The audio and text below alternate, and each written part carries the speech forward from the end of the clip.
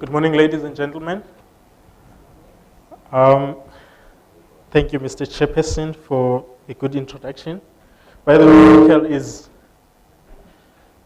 Michael is a man who introduced me to the world of international tax, and he tried to teach me everything that he knows about tax. Thank you, Michael. Ladies and gentlemen, I'm going to talk about withholding tax on interest. On fees.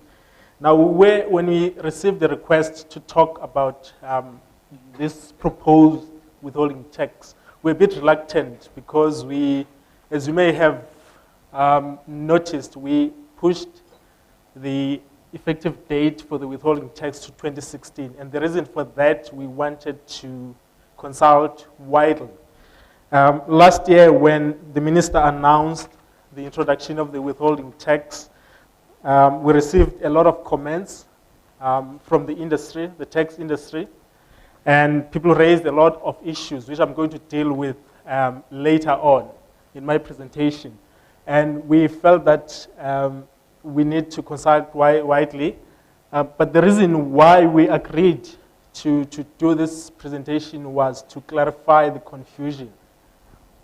The Minister of Finance last year in his budget speech announced the introduction of withholding tax on fees. And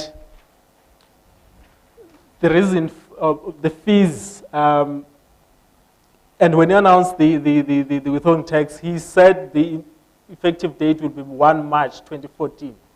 And the fees would be, the withholding tax would be applicable to fees payable in respect of technical fees, management fees, and consultancy fees.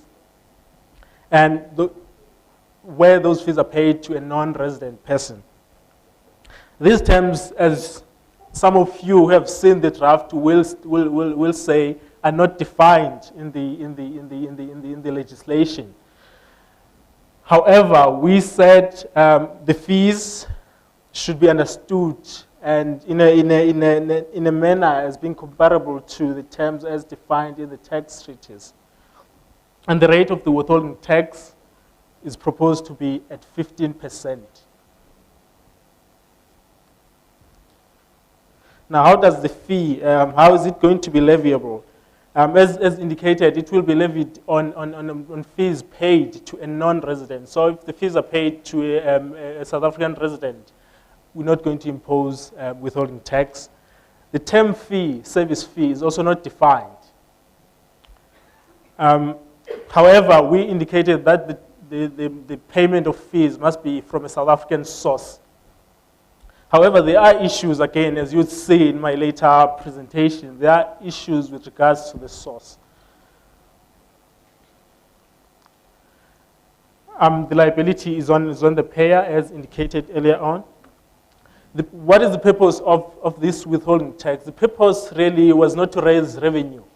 As most of you are aware, we have about 72 double tax agreements. And out of the 73 double tax agreements, only 11 of the treaties have an article dealing with fees. And again, those DTAs are with countries that we wouldn't really receive expertise or experts coming here to render technical fees, but are with countries where you'd have South Africans rendering fees instead of the other way around. The intention, as indicated in our explanatory memorandum, was to identify and collect revenue from non-residents. So it was intended to identify PEs, permanent establishments.